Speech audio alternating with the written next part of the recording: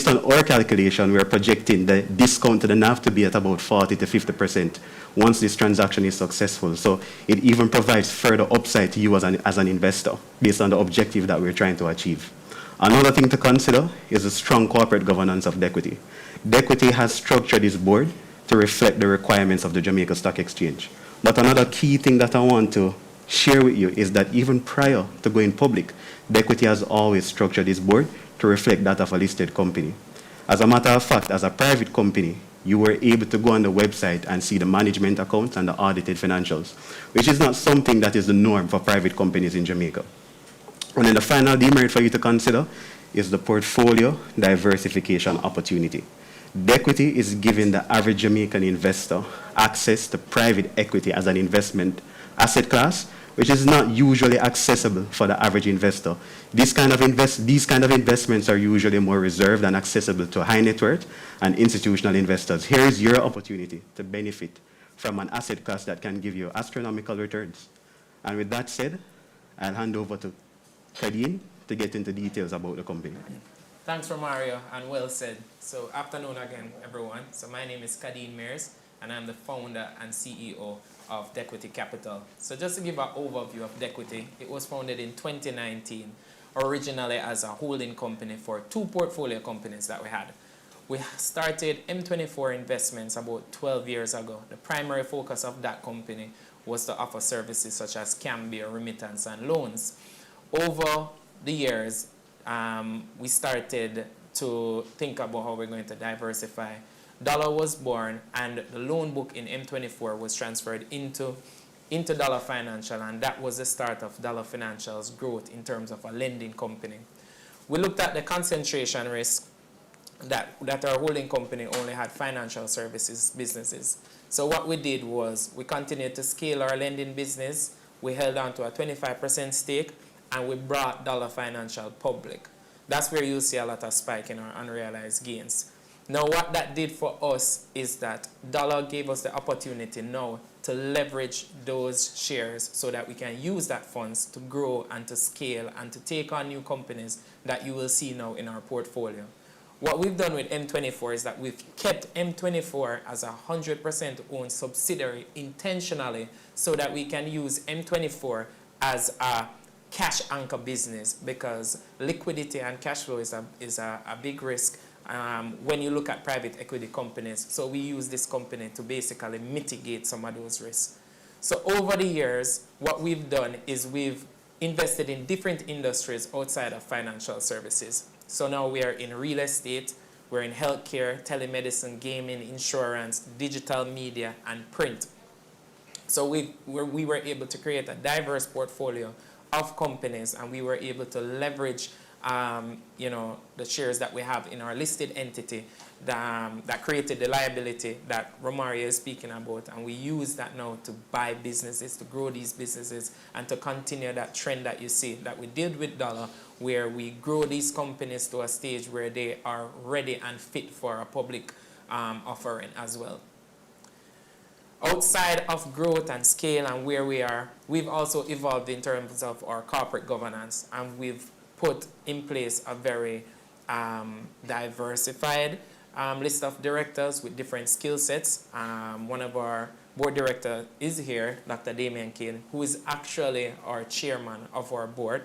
Outside of Damien, we have Marcus Steele, who is a former executive for also a listed company. We have health experts, we have Dr. Jermaine Spencer, we have engineers, we have Dr. Garol Hamilton. We also have financial experts in the financial services space.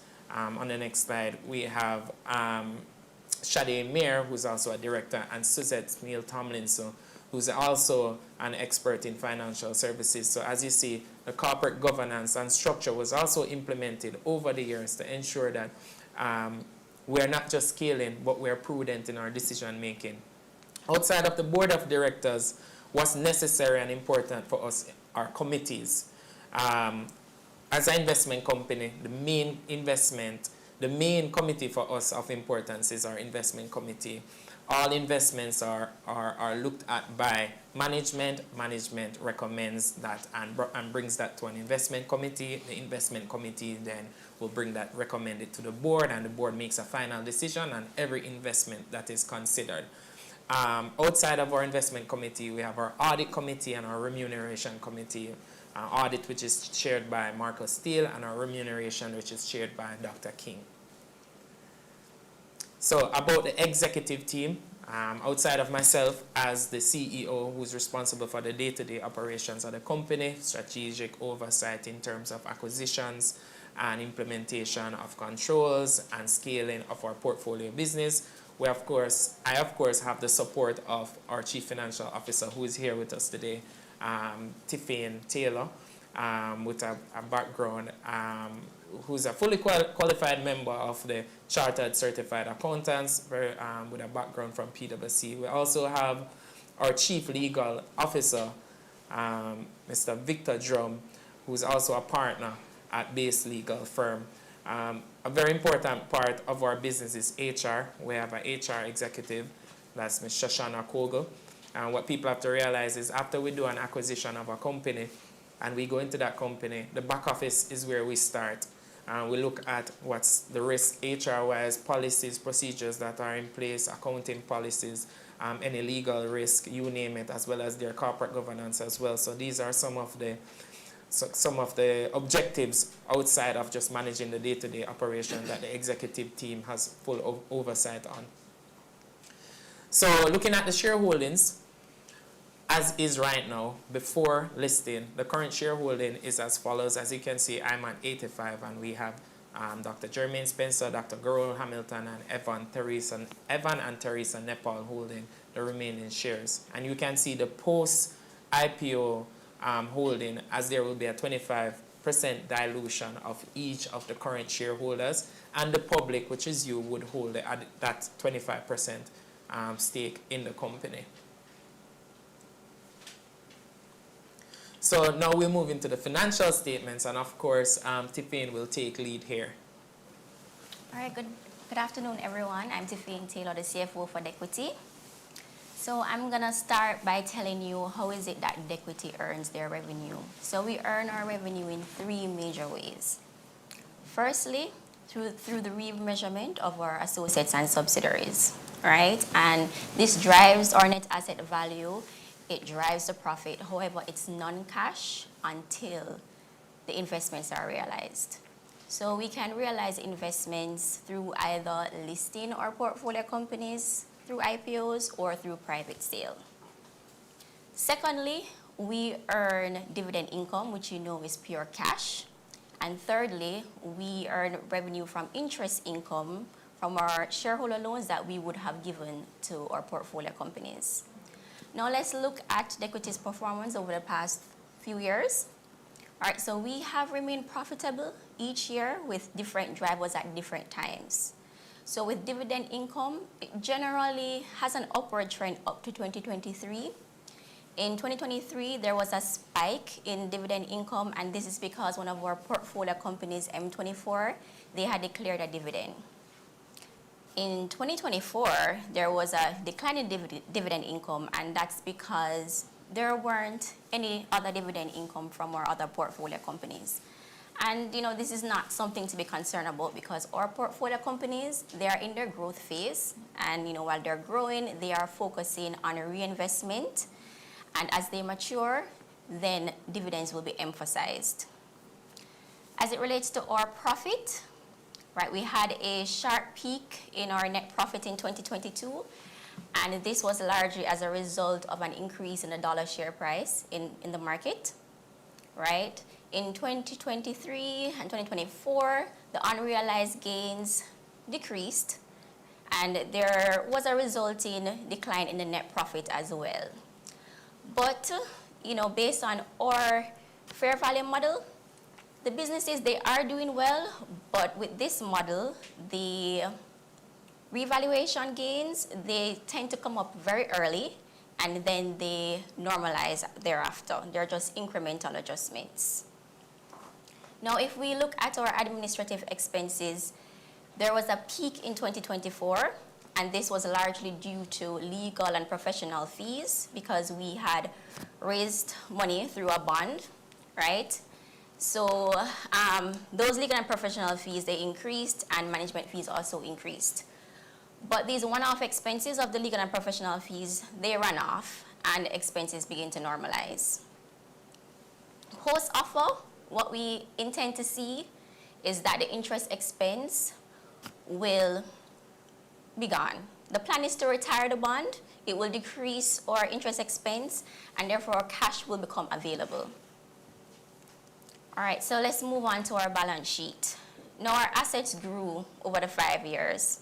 Right, in 2020, our asset base was around US $448,000, and then in 2025, it grew to 27.1 million US. Right, and this growth was really driven by, we added new portfolio companies, the fair value remeasurements that we have on existing ones, and cash was redeployed into the portfolio companies. Right, as it relates to our liabilities, there was increase in liabilities over the 5 years as well. So in 2020, liabilities were at around 301,000 US, and then it raised to 6.17 million in 2025. But this is because, as I mentioned before, we did a bond, right? And as Romario mentioned, it represents 65% of our liabilities. So post-offer, again, we will eliminate this liability. We will retire the bond, and then we'll have more cash available. Now, as it relates to the cash flows, so over 2020 to 2024, there were negative operating cash flows over the course of the 5 years. Well, 4 out of 5 years, there were negative cash flows, right? But again, based on our business model, that's expected, right? Most of our gains, they're not going to show up as cash until we realize investment. Either we list our portfolio companies or we sell them. Our financing cash flows, however, during this period did increase, and that's deliberate because we either raise capital or we refinance existing capital, right? So again, this offer is just to increase our liquidity, give us more cash available to make further investments and for dividend distributions. So I'm going to hand over back to Romario, who will take us through the valuation. All right, thank you for that, Tefane. And it's important for the public to just understand the business model of Dequity. Dequity is a private equity investment company. The primary purpose of Dequity is to really buy shares in private businesses and hopefully grow these businesses to a level where they're able to exit profitably. Therefore, in looking at this opportunity, we really need to understand that the revaluation gains, while it might not be cash, is an important indication of the value that Dequity is creating in these portfolio companies. Another thing to consider is the fact that dividend income cannot be expected to be consistent based on the type of private equity investments that Dequity is currently focusing on, which is companies in what we call the growth equity spectrum of the private equity landscape. And those are SMEs that are in their growth stages where they need a capital injection to really take them to the next level. However, they need to also preserve their capital so they're not in a position to pay consistent dividends. And it wouldn't be prudent to you as an investor to expect them to actually pay dividends to Dequity. Otherwise, that will actually hinder their growth and development. Another thing to consider is that when you're looking at Dequity Capital Management, you have to look at it from an asset-based valuation approach. A DCF wouldn't be the ideal approach to value a company like this based on the fact that you're investing in a portfolio of equity. And I'm giving you this context as a step into the valuation. So from a valuation standpoint, Dequity is valued at about $2.63 billion, right? And the offer is coming at $1 per share. This represents a price-to-book ratio of 0.78 times and a 22% discount to the company's net asset value. Now, when you compare this price-to-book ratio to listed equity funds on the JSE, it is below the average. The average is about 0.82 or 0.81 times. And we're talking about companies like Sagicor Select Funds Financial Services, Sagicor Select Funds Manufacturing, QWI Investments, MJE, Mayberry Jamaican Equities, and Portland JSX. So those are the companies that you really should be comparing Dequity to. And from a market-based standpoint, the price-to-book ratio is actually below the average of the price-to-book of these companies. In addition to that, we're coming to market at a 22% discount, so we're offering you value. In addition to that, once the company eliminates the debt from the balance sheet, about 65% of the liabilities will be gone, which means that the net asset value is going to be higher. And based on our calculations, that discount could actually trend upward to about 40 to 50%. So this also presents further upside potential to you as an investor if you should invest in Dequity. Another thing that we need to consider is the upside potential from the portfolio companies. So while Dequity might not be in a position to pay dividends now, the successful liquidation of these portfolio companies is when the cash flow is expected to come in. And when they successfully liquidate, that's when you as an investor have the chance of benefiting from dividend inflow. I believe I've actually gone through in detail the valuation. And with that said, I'll now hand over to Kadeem to discuss the key risk and mitigants. And as you know, with every investment, there are risks. But because we are prudent and we are responsible, we are here to discuss these risks upfront and to also discuss the mitigants to these risks. And I'll hand over to Kadeem. Thanks, Romario. And to Romario's point, we have to remember that in private equity, these risks are not unique to Dequity on its own. They're unique to all private equity companies. And one of the first risks that we look at is the illiquidity of investments.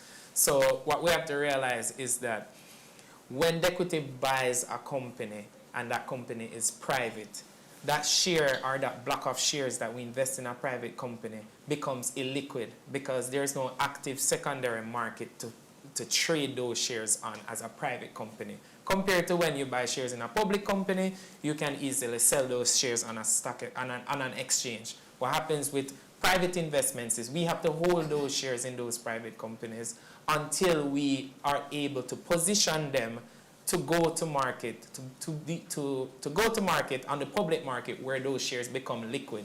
Similar to how we brought dollar to the market, those were private shares, now they're public. So now those shares become liquid shares on the market. So that's actually one of the mitigants that we put in place, and that is to position all the private companies in a way that they are geared towards an initial public offering in the future. And what's important for us is to have an alignment with the entrepreneurs running these companies, that their dreams and goals are also to bring this company to the market.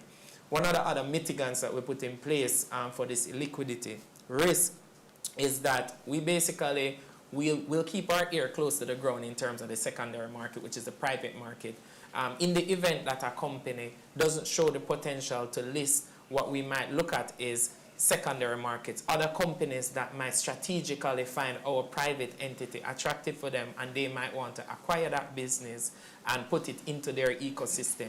So we look at IPO one in terms of a mitigant, and we also look at the secondary or private market as a mitigant, and we put steps in place to ensure that we have enough controls as shareholders based on our shareholder agreements to influence these decisions when time comes for us to liquidate any investment. So that's one of the risks. A second risk, and Romario emphasized this one a lot, is valuation. So the valuation is a risk, but not in the sense of Dequity's valuation, but the fact that Dequity, through its business model, values each of its portfolio companies, right? And the fact is, we might buy a private entity for $5, and we use a third party to do a valuation, and they value that company at $8. But when we go to the market, if we had to go to the market to sell that company, we might not be able to get the price that we originally wanted on the open market. So that creates a valuation risk. So what we do to mitigate these risks is, one, we have our internal team that does valuations, and these go to our audit committee as well. Secondly, and most importantly, like we've done in the past, we have third parties, for example, like EY, for example, that will come in and do a valuation on each of these companies. And what we do to be safe is use a conservative valuation. We use a conservative valuation, and that is a value that is placed on these companies, and that is reflected on our balance sheet. So that valuation risk does exist, but we do put steps in place to ensure that these are mitigated. A third risk is portfolio concentration risk. And if you guys remember when I was talking about Dequity in the beginning, we had two portfolio companies. And these companies were financial service businesses. One was a lending and one was a cambio and remittance. And that in essence was a direct exposure to portfolio concentration risk, where all our risk is to one industry. So what we've done to mitigate that over the years is we've increased our holdings, not just by percentage, but by the number of industries that we are exposed to. Currently, you might notice that our investment in financial services is significant, and that is because we were able to bring one of our portfolio companies to the market, and based on the share value of that portfolio company, just based on valuation, it would take up a significant part of our portfolio. But in terms of diversification of our other portfolio companies, you will notice that now we are in different segments or different industries, including the real estate, including the insurance brokerage business, including media and print, and we can go on and on. So our intention through diversification is to eliminate this portfolio concentration risk, and these are some of the mitigants that we highlighted here on screen.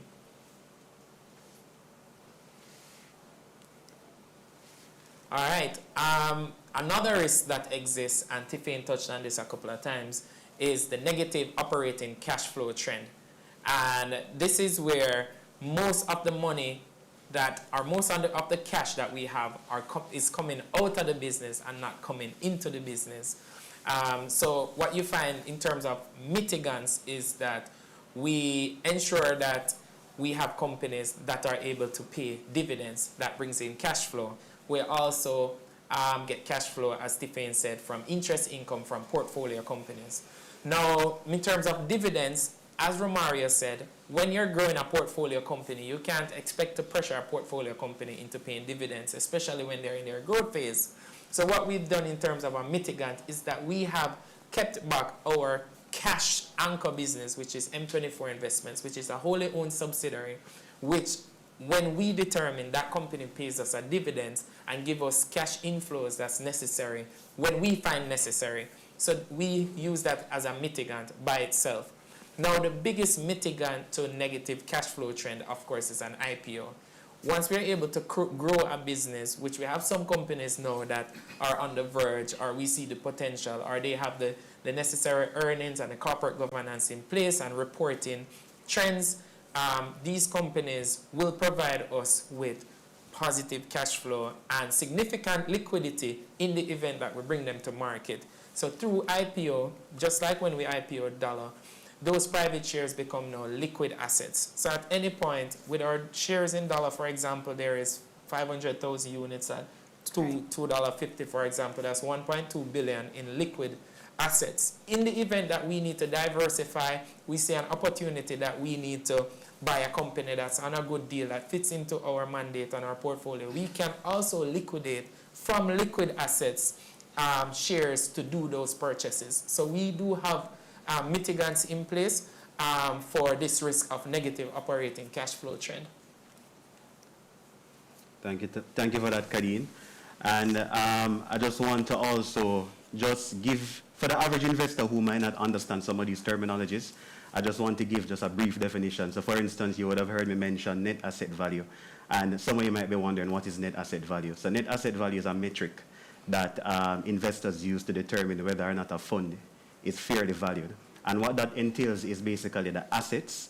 So if you look at the balance sheet of a company, you have total assets, you have liabilities, and you have shareholders' equity. In order to get to net asset value, what you simply do is take the assets and you subtract the liabilities, and that gives you the net asset value, which is basically the same thing as a shareholders' equity. What you then do after that is that you take that figure, which is the net asset value, and you divide it by the number of shares outstanding, and that will give you the net asset value per share. And that's how you compare whether or not it's a fairly valued transaction. So you look at the offer price, right, which is $1, and then based on the calculation, you see the net asset value per share. You hear me mention price to book ratio. That's basically looking at the price that's being offered, which is the $1 per share, and dividing that by the book value per share. So what is the book value per share? The book value per share is a shareholder's equity, same thing as the net asset value.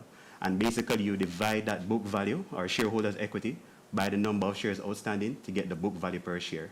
and then you divide the price per share to the book value per share to get the price to book.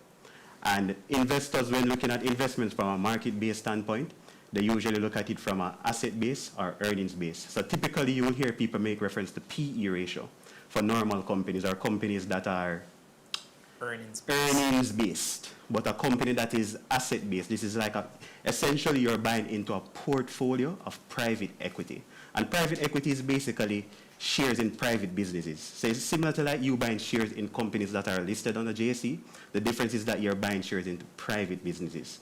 So essentially, it's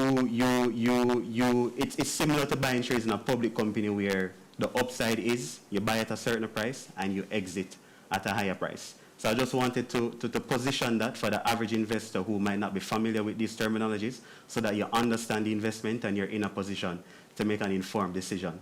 And with that said, I'll hand over to our chairman to kind of tell you why you need to consider this opportunity.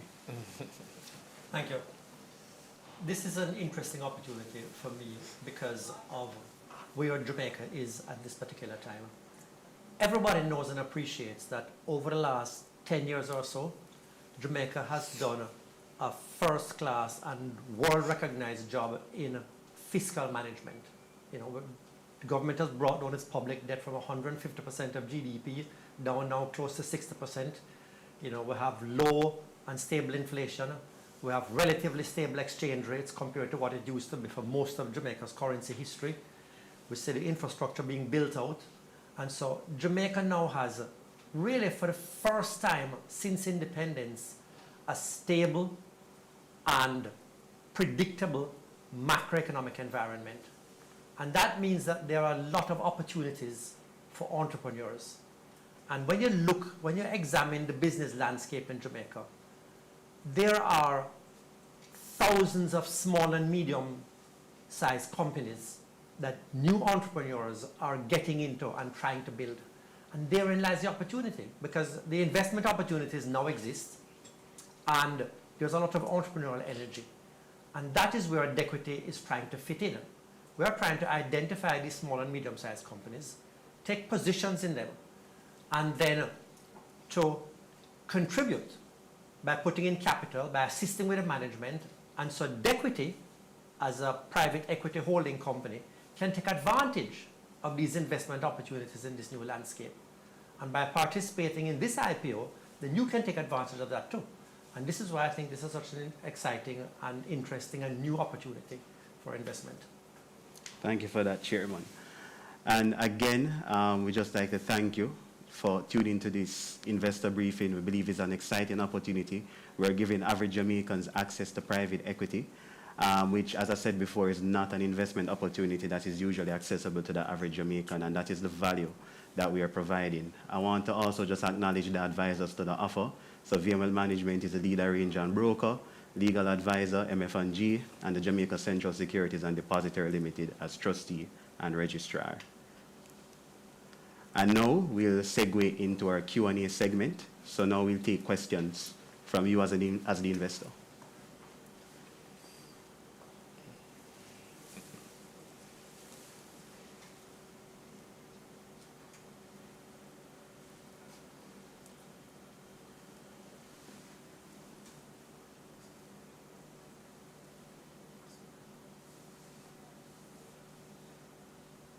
So this is Ben Ford from YouTube.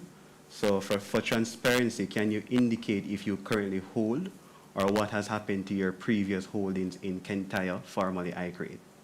Okay, I think I can take that. Yes. We have made an investment in Kentire, formerly iCreate. That's a public company as a public equity investment. Since then, we have sold down our shares in that entity. I'm not sure our current position, but it is not material enough to be considered as an associate or subsidiary of the company. So those shares were actually sold down. All right, thank you for that, Kadeem. And the next question is also from YouTube. How does this company make money? You want to take that? Sure. All right.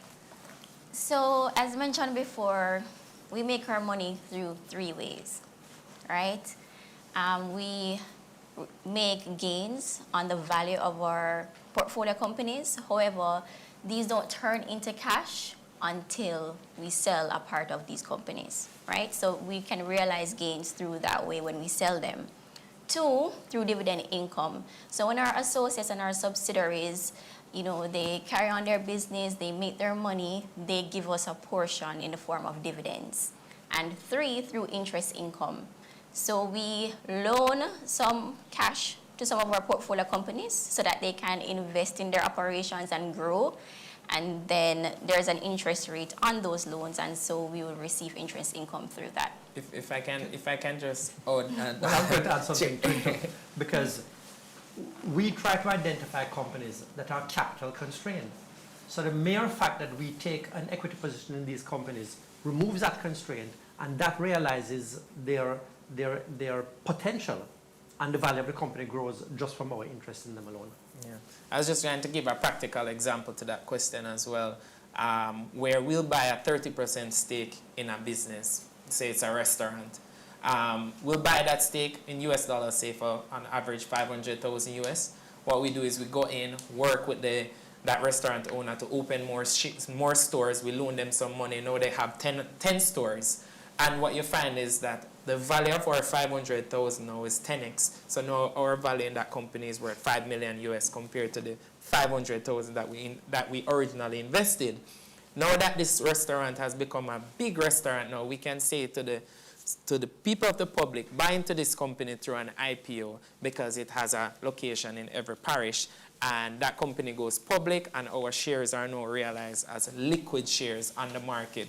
So this company now starts paying dividends, so we're getting dividends, and we get the value that is created through those shares becoming public shares. So that's essentially how our business model works. All right, thank you for that, Kadeen. And I just also want to add that a lot of companies that used to listed on the stock market, whether it be in Jamaica or overseas, they would have all started out getting private equity investment in some way or form. So this is actually a very popular asset class, and is also a primary source of wealth for a lot of investors. In addition to that, I also want to just kind of put some emphasis on the fact that Dequity, most of the portfolio companies in Dequity have been held for about 2 to 3 years. So there's still some more room for them to actually realize those returns. So they still have some time, because typically private equity investors would exit their positions within about 3 to 5 years, sometimes even longer depending on the objective. So the acquisition so far, Dequity has held them for an average of about 2 years. So they still have some time to actually realize returns from these investments. Another question from social media: when can investors expect dividend? I think I'll take that one. All and right. That's a common question. We know that investors love their dividends. But just like any other company that has a dividend policy in place, the dividend is always determined, or the board of directors, or chairman is here. The board of directors determine when is the right time to pay a dividend, whether dividend should be paid out to the shareholders, or if it's better spent on reinvesting in the company. So to answer the question in short, when will we pay a dividend?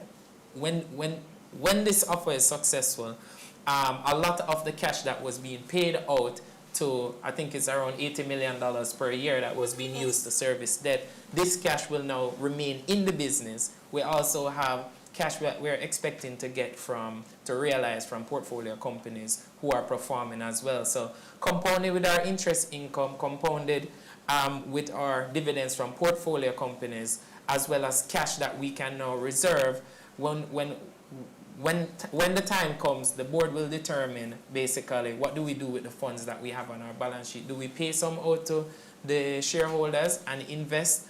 Do we do both, or do we do one? So that would be a decision that will be ultimately determined by the board of directors. But once we're performing, then we expect to give some of that value back to the shareholders through dividends. But this doesn't tie the investor, because if the board determines that there are sufficiently enticing investment opportunities for us to retain earnings and invest in those opportunities, then the value of Dequity Capital is going to grow, and the individual investor can liquidate some of these now higher value shares and get a cash payout while retaining his original investment. So if we decide not to pay out dividends in a particular year, any investor can still take out some cash to be able to meet a need that they have. Thank you for that, Chairman. And it's also important to note that based on the business model of Dequity, they have to be very prudent about how they pay out dividends, which is why the dividend policy is based on the free cash flows and not the net profit like other companies. Because as you can see, majority of the income is not cash, it's reval gains. It comes from dividend and interest income. So the company has to be very prudent. And as an investor, it's in your best interest for them to be prudent as well, so that they can actually take care of their day-to-day expenses. So while we know that dividend is an important component of the returns to an investor, the company still has to maintain some amount of discipline to ensure that they're able to maintain operations and support the portfolio company. So remember, it's 60% of the free cash flow of the company. However, when they successfully execute their mandate, which is what you as an investor would want, you want Dequity to successfully grow these businesses and liquidate their positions profitably so that that cash inflow can come in.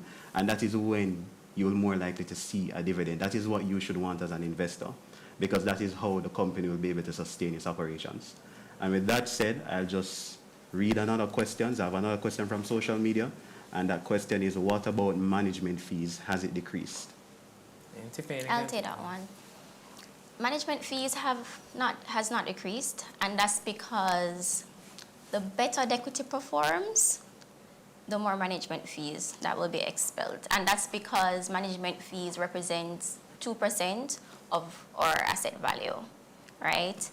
And currently, it's a small percentage because on our books now, we have probably around 500,000 US in management fees, and the value of our assets is over 27 million US. All right, thank you for that, Tiffany.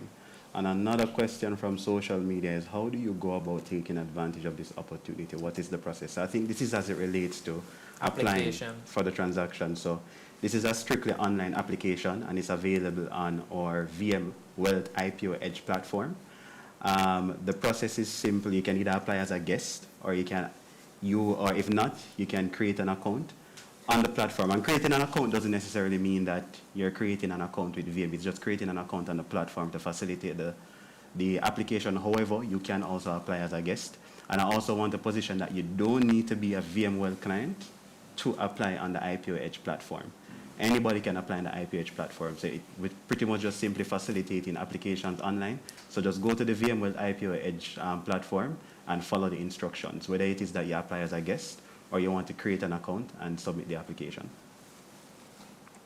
Another question from Zoom. Currently, you have 9 companies in your portfolio. Are anyone coming to the market anytime soon? If yes, can we get a time frame? What is their performance like? That's the question. What is their performance like? Can we get a time frame, and what is their performance like? So, of course, we can't say particularly what companies we're going to bring to the market, but what I can say is that it's in our business model. What we do is we buy companies, we build them up, and we get them ready to IPO. There are companies in our portfolio. If you look at some of the different industries that we invest in, there are companies or particular company that we think might be ready for a potential IPO in the near future. We can't say as yet, but yes, it is in our business model to bring these companies to the market. All right, and we have another question from Zoom. How does Dequity ensure that it maintains a strong financial position and isn't over-leveraged with debt? I think I can take that as well. I mean, if we look at our current financial position, our asset is about, I'll round it up to about 30 million in assets. And our debt is probably about, what, $6 million? In US dollars. US dollars in debt. So I'll say our debt to equity currently, the percentage of debt to our assets is probably 30%, which is pretty a prudent way of managing debt. It has never been in our position to over leverage or put the company in a position where we're not in a position to service our debt or we are over leveraged. So I think we answered that question. Yeah, so from a capital standpoint, The company is not necessarily highly leveraged if you look at ratios like the debt to capital ratio and the debt to equity ratio. The challenge is that majority of the cash outflow is actually coming from debt servicing, and majority of the cash inflow comes from either dividend income or interest income. So because of that, that's the reason why we are doing this transaction. So how does the company preserve liquidity and balance sheet? We make timely decision that is actually going to accrue to the benefit of the company, and that is the reason why we decided to do this IPO.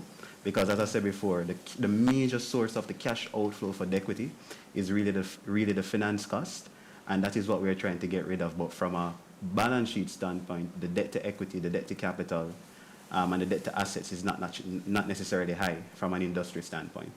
And then now we have another question. I'm scratching my head. Why launch an IPO now in this current post-storm environment?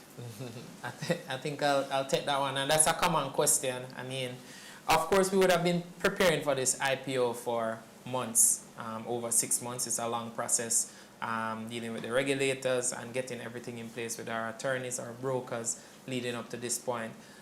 We did have the decision, we did have the option whether or not to postpone this IPO, but we thought the best decision, I mean, as the Prime Minister said, is that, you know, we have to continue pushing productivity. We think that putting Dequity itself in a better position is actually good for our portfolio companies, some of which might have been affected by the storm as well. So we believe that us putting ourselves in a better position, we can then help our portfolio companies and also help Jamaica to rebuild at the same time. And in the same breath, I mean, I'm not good with Bible verses, but I think there's a verse that says, he that watcheth the wind will never sow. So, I mean, given the circumstances, I think it's still important for us to drive through. You know, we still have to invest. We still have to go and open our businesses. And the exchange will continue just the same. All right, thank you for that response, Kadeen. And then we have another question from Zoom. Given that many of your portfolio companies are privately held SMEs and considering the use of IPO proceeds for both debt repayment and future investment, can you clearly explain how independent valuations will be verified, how frequently they will be updated, and what specific governance safeguards are in place to protect minority shareholders in situations where performance, transparency, or exit timelines do not align with projections? Okay. Well, we spoke on, we kind of touched on this when we spoke on our transparency and our corporate governance and our committees. It's very important for us. If you notice, when it comes to reporting, based on our track record, when I was CEO of Dollar, one thing that we're big on is reporting. One thing we're big on is Big Four audit firms. We've always used like a Grant Thornton, who is our auditor here. We've also used for our portfolio companies like a PwC. When it comes to valuations, you can expect that every year a valuation will be done or continuously be done on our portfolio companies, and that this third party or this evaluator is definitely, I would say, a Big Four or a reputable valuation company that gives the arm's length between what we do internally and what our external third-party evaluators offer. And of course, these reports will be shown to the public and will be very transparent, as they currently are. All right, thank you for that, Kadeen. And just to add as well, in taking these portfolio companies public, the decision around valuation will also involve the broker and the arranger that decides to take these companies public, and oftentimes that is done through internal, due diligence and consultation, as well as market reads, and based on where, the current market is at. So these valuations will be determined through a number of parties, as Kadim would have mentioned, third-party evaluators such as the Big Four auditing firms and the external brokerage houses to ensure that these transactions are priced for success. Yeah, and if our business model is to build up the value of these companies, and for us to realize the gains by IPOing, it really doesn't suit us to fool ourselves about the asset value. We need to understand very clearly what is the value of these companies at all times, so we can make these decisions about when it's ready to IPO and when it's ready for reinvestment. So I think the motivations are aligned between ourselves and small investors. Thank you for that, Chairman. These were some very insightful questions. We really appreciate you taking the time out to, listen to us and consider this investment opportunity. Again, on behalf of VML Management, we want to express our gratitude to you watching this investor briefing. Dequity Capital Management is also very appreciative. And I just want to close by saying that this is an excellent investment opportunity. It's giving you access to, as I said before, an asset class that's not traditionally available to the average investor. It's attractively priced. And now is the time to take advantage of businesses that are primed for success. Romario, I think just to add to your point, I think it's important to probably tell the viewers. We can tell the viewers, Romario. We can also take some more questions, but we can also tell the viewers exactly how they can apply online, given that this method is pretty new, I would say. Persons are used to going into their broker location, into a branch to apply. So it's important for us to go through the process, I guess, take some more questions and let them know that they can access it on the VM Wealth Edge platform. All right, no problem. So we'll see some more questions on YouTube that we're going to take. This one is, how do you go about identifying businesses to invest in, approaching their owners, and is there any industry or sector you're looking to expand into? That's a question that we get all the time. How do we scout or how do we identify potentially new investments? So one, we're always looking at what's happening in the market. We look at companies who position their brands well. We look at entrepreneurs who are who show perseverance, who are pushing their brand, who have that resilience that is necessary to build and scale a business. And what we'll always do is we'll reach out as well if we see a business that might fit into our portfolio. We also have businesses that will reach out to us directly through email or through other methods, through social networking and such. So that's the way that we kind of scout to find new companies. And there was another part to that question. Yeah, I can assist you. So another thing that they focus on Dequity is that they are more interested in companies that are considered growth equity. So companies that show consistent growth in revenues or EBITDA, but they just need additional capital to really take them to the next level. So they don't invest in startups or ventures or VCs. Right. It's companies that are fairly established, but they just need capital injection in the form of equity to take them to the next level. And Dr. King is about to add another point. So we are trying to leverage the entrepreneurial interest and effort of the founder of the company, not to take over the company. And once we can identify that business that is growing and that the founder is interested in continuing in, but as Romario points out, he's constrained by not having enough capital and perhaps also constrained by not having the full breadth of managerial technical ability and knowledge to be able to scale it up. And then we bring that in. Correct. And so that is where the growth is going to come from. And the corporate governance as well. Oh, definitely the corporate governance. So Dequity knows what it takes to become a publicly listed company. They have the corporate governance framework in place, and one of the essential things that needs to be established for private businesses is that corporate governance framework needs to be developed, because oftentimes a lot of SMEs or private businesses, they don't really understand, corporate governance requirements. So, it's essential for them to get that advice through private equity investors. Another question from Zoom is, can you speak about the lawsuit regarding former Dequity fund manager and CEO Adrian Smith and potential implications for stakeholders? I think Sheer will take that one. Well, first of all, there was a former CEO of Dequity Fund Managers who, upon his resignation from the company, decided to come back and ask for the contract that he had signed and had voluntarily resigned from, to take issue with the circumstances. The first thing to understand is that is a different company. That is Dequity Fund Managers, which is the management company, which is privately owned. This IPO is Dequity Capital. And so the implications for Dequity Capital are completely, are non-existent.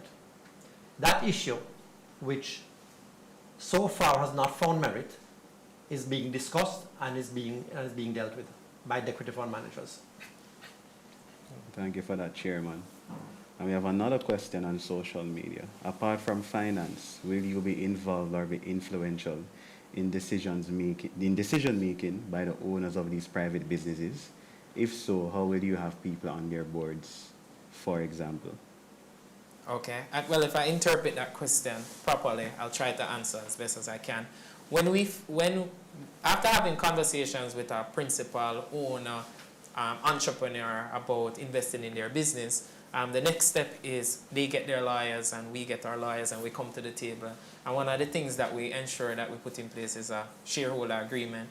And this shareholder agreement stipulates what the requirements are on Dequity's end, as well as what they require, as well as shareholders in the business. But what's important for us is to ensure that there are a couple standard things that are a part of our shareholder agreement, which includes board seats, seats on certain committees so that we have proper oversight, and also that we agree on certain projections or goals or milestones for the business. So that's how we take an active role in these companies from a legal standpoint.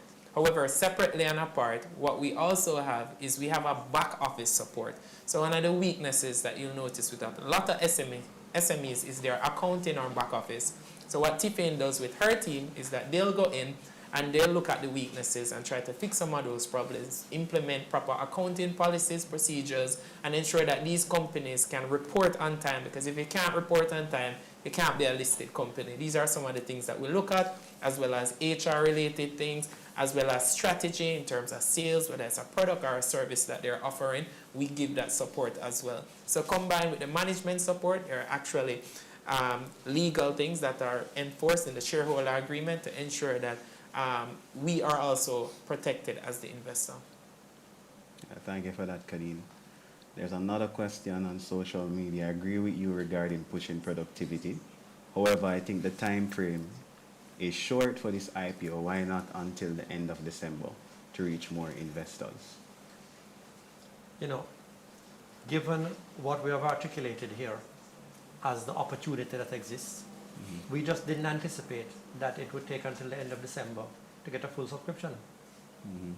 And then also, I don't think December would necessarily change the situation significantly, because December is usually a time when people are focused on buying other, spending on other necessities, gifts, events. So actually, it's ideal to do an IPO before December from a market standpoint. It's a good question, but ideally, traditionally in capital markets, most companies want to do an IPO before the December period, which is when fund managers are busy. People are going off on vacation. Investors are more prioritizing other necessities. Another question from social media is Dequity eyeing companies in sectors you're currently not in, or are you satisfied with your present portfolio? I can take that one. Sure. Dequity is always looking at continuing to diversify its portfolio. There aren't any specific industries that we're looking at currently, but what I want to emphasize is that over the last 3 to 5 years, Dequity was in a buying phase. We borrowed money, and what we did was we went out and we went into insurance, we went into real estate, we went into print and media. We were in a buying phase, and we built these companies, and we continue to grow these companies. So what we're looking to do now is we're looking at partial exits through an IPO or bringing these companies to the market so they can continue to grow. So what you'll find is that we'll be less on the buying side and more on the selling side, for want of a better word. So what you'll find is that if we acquire one or two, if we want to list at least 1 to 2 companies per year, and probably acquire a minimum 2 to 4 companies, new companies each year. Not specific to any one industry, but diversification is key. And even given the circumstances surrounding everything that happened with Melissa, diversification is important. Portfolio concentration risk is a real thing. And one of the strengths for Dequity, a practical example, is even though we might have got hit on the financial side based on a portfolio company, on the healthcare side with our private hospitals, there's been an uptick because the public system is down, for example. That's how diversification works, and that's one of the big benefits that you have when you invest in a company like Dequity, a company that is able to be resilient in good and bad times, whether it's macro, whether it is a hurricane, whether it's a war that's happening. Diversification is key, and that's a big strength that Dequity offers. Thank you for that response, Kadeen. Another question from social media is, given that Dequity's model focuses exclusively on scaling existing portfolio companies rather than building new ones, how do you plan to ensure long-term diversification and resilience across economic cycles, and what mechanisms are in place to prevent strategic stagnation or current over-concentration in current portfolio sectors? Because it's our, as just articulated by Kadina, it's our explicit goal to diversify across sectors and to identify new companies and new opportunities. So, once we keep our eyes on ensuring we have the cash flow, that this energy is always going to show up in new acquisitions and further diversification. Thank you. So I don't think there's any stagnation risk at all. Yeah. And the company will continue to focus on sectors that show potential and have the high potential to growth. I think one of the strategy behind the acquisitions are looking in sectors that are positioned for long-term growth, where the expectation is that there will be significant demand for whatever product or services these companies provide. So for instance, healthcare, if Dequity is able to list Royal Winchester Medical in a short period of time, that will be the first hospital to be listed on the JSE. And we all know that healthcare is a consumer staple.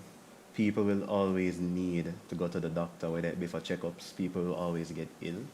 And then also outside of that, outside of that, which might be viewed as a negative perspective, people are actually becoming more proactive about their health. Exactly. So you have persons who are now taking more, advanced measures to ensure that they remain healthy. So there's also an uptick for healthcare services from that angle. So the company tries to prioritize focusing on investing in sectors that they see is positioned for long-term growth, and also trying to achieve synergies between the portfolio companies. For instance, there's a potential synergy between Royal and MD Link. Mm-hmm. Yeah. Yeah. So just to touch on some of the industries that we're in, telemedicine, that's where ND Link falls in.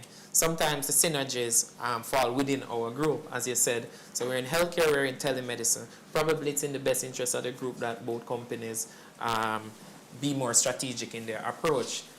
So we're also in gaming. We're also in real estate. We just completed our first development as 54 apartments, and we're looking to continue to develop new spaces as well. We're in the insurance space through an insurance brokerage that we acquired.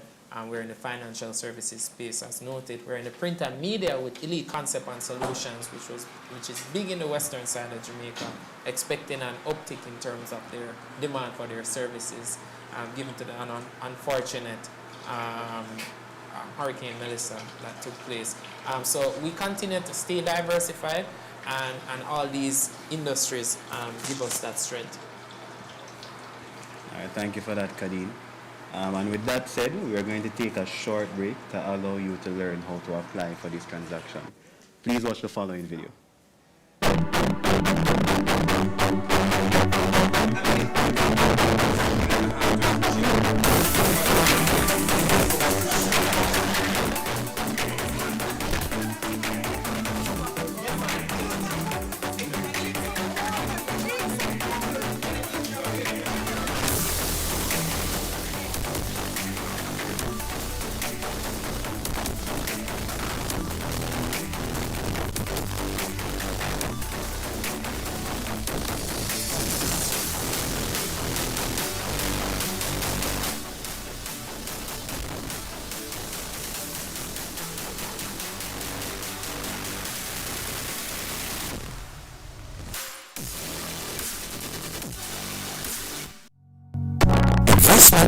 Companies are not created equal. Some are built for speed, others for safety. But high performance, that takes intelligence, precision, strategy, purpose. With VMW, Wealth Management, your money moves forward, not aimlessly, not recklessly, but with intention. Whether you're just starting out, accelerating toward a goal, or steering in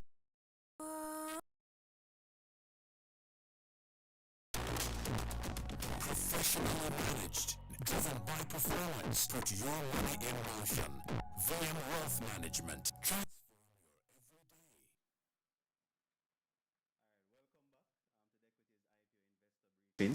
We took a short break. I hope that video would have helped you significantly in how to navigate our IPO application platform. So we have another question. We'll go straight back into the Q&A segment, and there's a question from Israel Ellington on YouTube.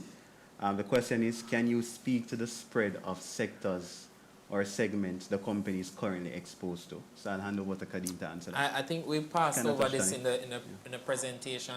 But reiterate. I can reiterate that majority, I'd say under 50% are, I don't remember our financial services exposure, but it would be significant because we have a publicly listed exposure that significantly boosts that, along with our Cambia and remittance business as well.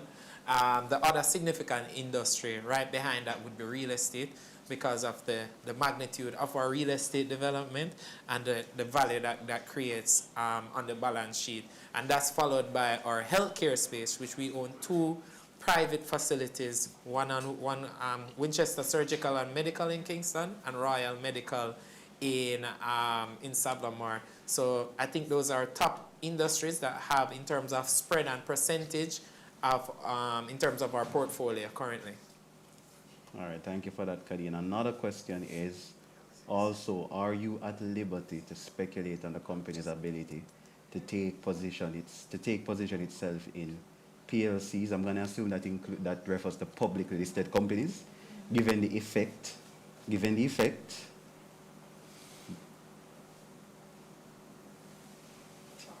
Could you just scroll down, please?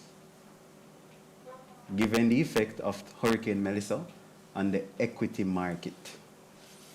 I think I can take that one as well. I think our mandate is clear.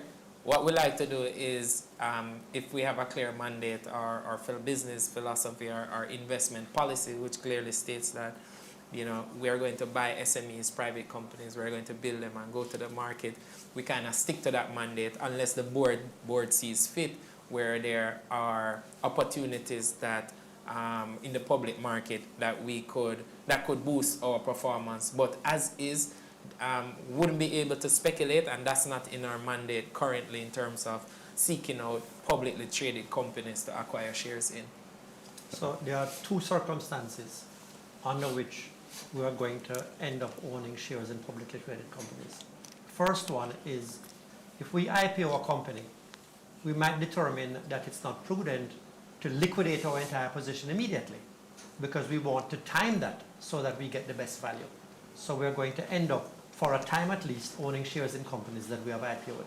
Secondly, from a short-term cash management point of view, it might suit us to take a position in a publicly traded company for a time, but not really as part of our overall investment portfolio. Yes? Yes, indeed. So again, it's a private equity firm, so, you know, investing in public companies will be a deviation from the company's investment mandate. Correct.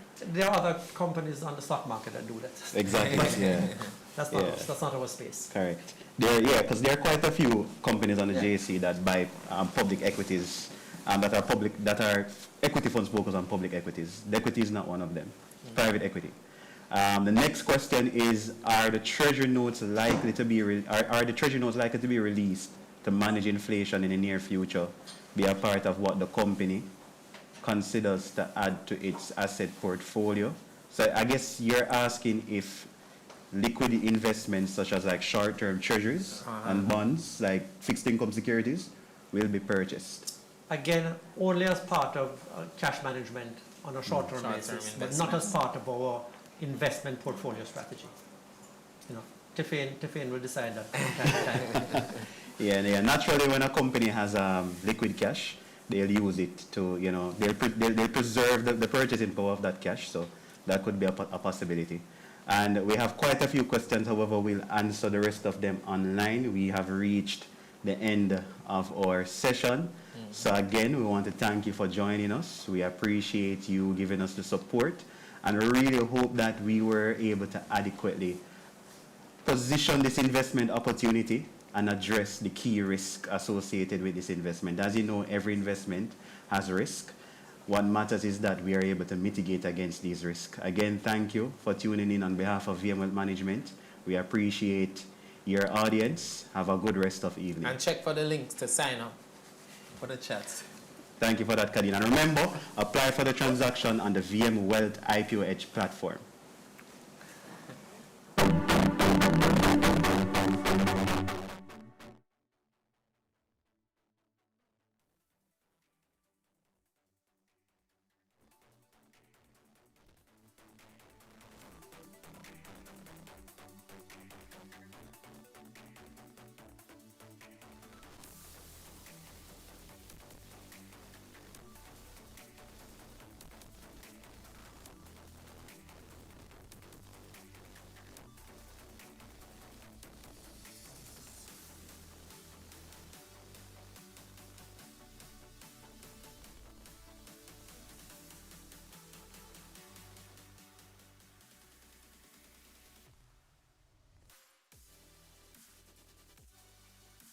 In the last 5 years, Dequity has grown from an early stage private equity company with less than $75 million in assets in 2020 to over $4 billion in 2024.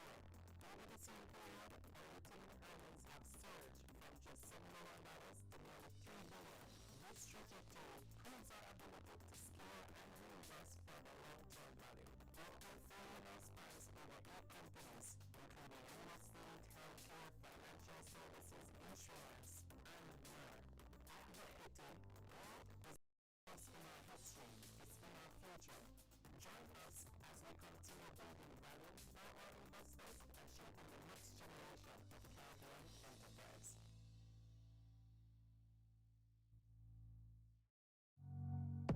Investment vehicles are not created equal.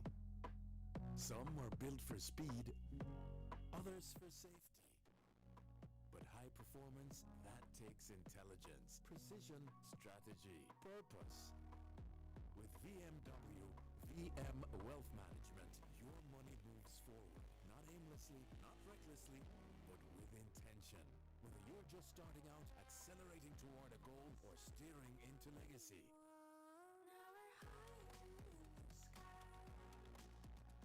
Professionally managed, driven by performance. Put your money in motion. VM Wealth Management. Transfer